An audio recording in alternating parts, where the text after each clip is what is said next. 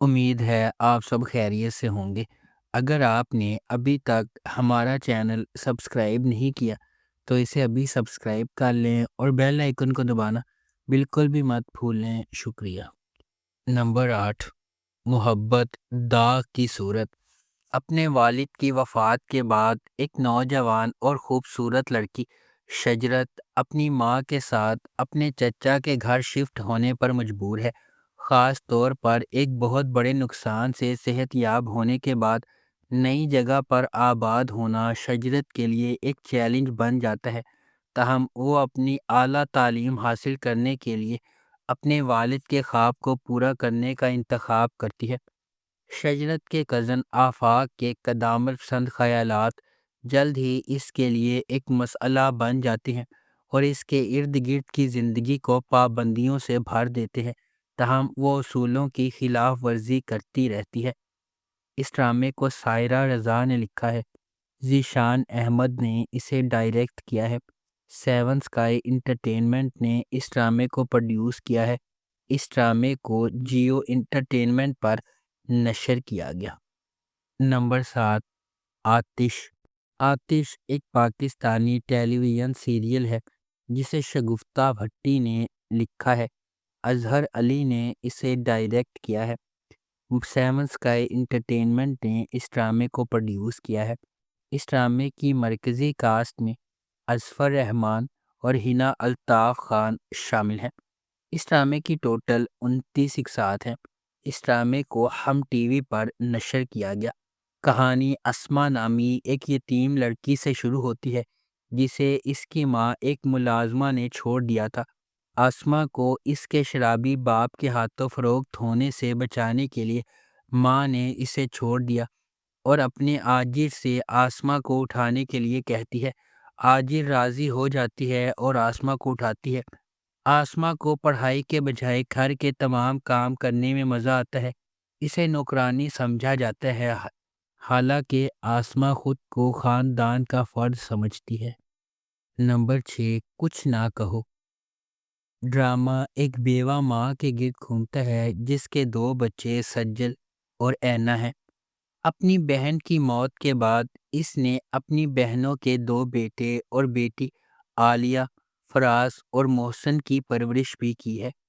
محسن روایتی، مغرور اور اکثر مشتعل ہے اور اسے یہ بات پسند نہیں کہ اس کی کزن آنی اور سجل گھر سے نوکری کی تلاش میں نکلے اور یونیورسٹی جا رہی ہوں۔ محسن کی شادی نازیہ سے ہوئی ہے اور اس کی ایک بیٹی بھی ہے۔ سجل کی منگنی اپنے کزن اور محسن اور فراز کی بہن سے ہوئی ہے۔ عالیہ کی شادی نادیہ کے بھائی فہد سے ہوئی ہے۔ اینی کو عمران نام کا ایک لڑکا پسند ہے جو ایک بہت امیر گھرانے سے تعلق رکھتا ہے۔ وہ دونوں ایک دوسرے کو پسند کرتے ہیں اور شادی کرنا چاہتے ہیں، تاہم عمران کا اینی نامی ایک کزن ہے جو اس سے شادی کے لیے کچھ بھی کرے گا جب اسے واضح طور پر معلوم ہو جائے گا کہ وہ اینی کو پسند کرتا ہے۔ نمبر 5، تیرے بن۔ میرب ایک پرجوش اور خوبصورت نوجوان لڑکی ہے جو اعلیٰ تعلیم حاصل کرنا چاہتی ہے۔ اس کی پوری دنیا اس کے والدین کے گرد گھومتی ہے اور وہ ان پر سب سے زیادہ یقین کرتی ہے۔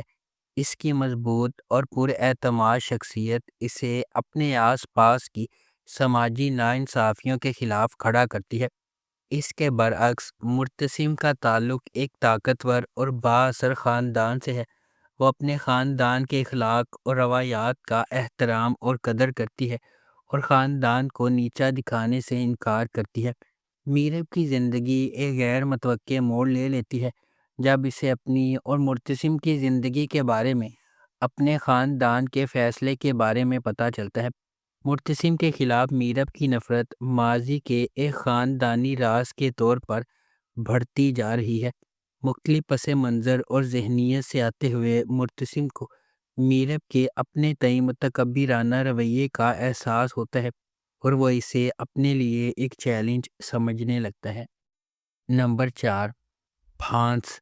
پھانس ایک پاکستانی ڈرامہ ٹیلی ویژن سیریز ہے جسے شہزاد جاوید نے بنایا اور تیار کیا ہے۔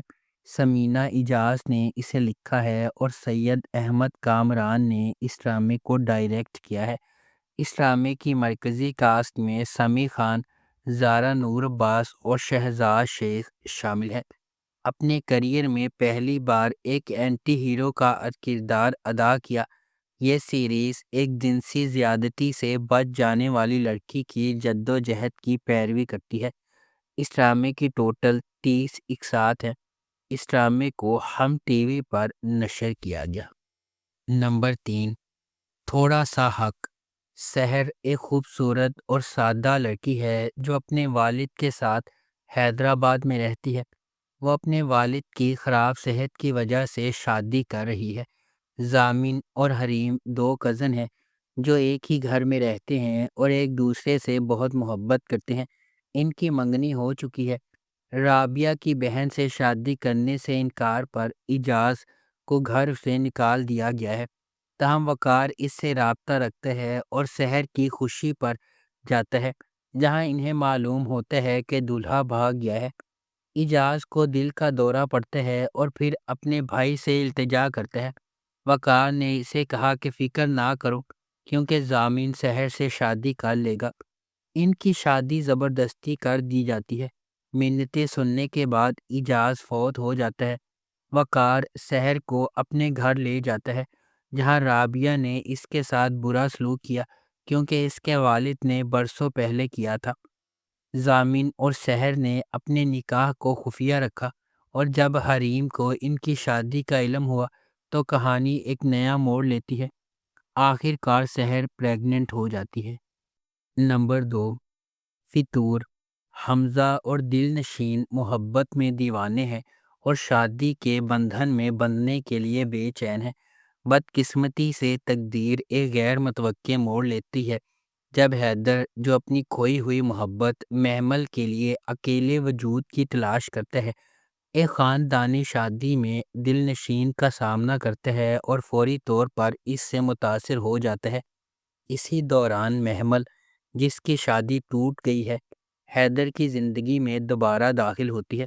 نتیجے کے طور پر ان چاروں افراد کی زندگی آپس میں جڑ جاتی ہے اور پرجوش محبت، دردناک اعترافات، آنکھیں کھول دینے والے حقائق، پختہ یقین، دل دہلا دینے والے شیل شکن، شدید انتقام، تلخ دشمنی اور دلیرانہ بغاوت کی ایک ہنگامہ خیز کہانی سامنے آتی ہے۔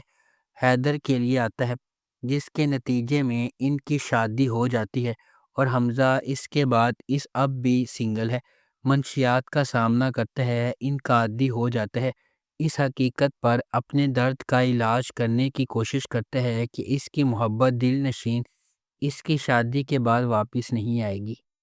نمبر 1، ہم سفر۔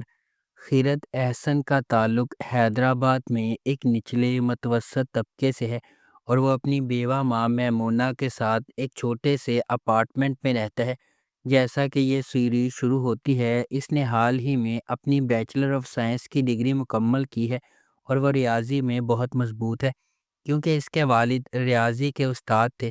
میمونہ کا بھائی بصیرت حسین ایک خود ساختہ کروڑ پتی ہے جو کراچی میں رہتا ہے۔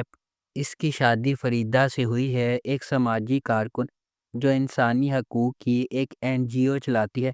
ان کا ایک بیٹا ہے اشر، جس نے ییل یونیورسٹی سے MBA کیا ہے اور اپنے والد کے ساتھ خاندان کی اعلیٰ طاقت والی فرم چلاتا ہے۔ میمونہ کو کینسر کی تشخیص کے بعد بصیرت اسے اور خیرت کو علاج کے لیے کراچی میں اپنے بڑے گھر لے آتا ہے۔ اگر آپ کو ہماری یہ ویڈیو پسند آئی ہے تو اسے لائک کریں، شیئر کریں اور ہمارے چینل کو سبسکرائب کرنا بالکل بھی مت بھولیں۔ آپ کا بہت بہت شکریہ۔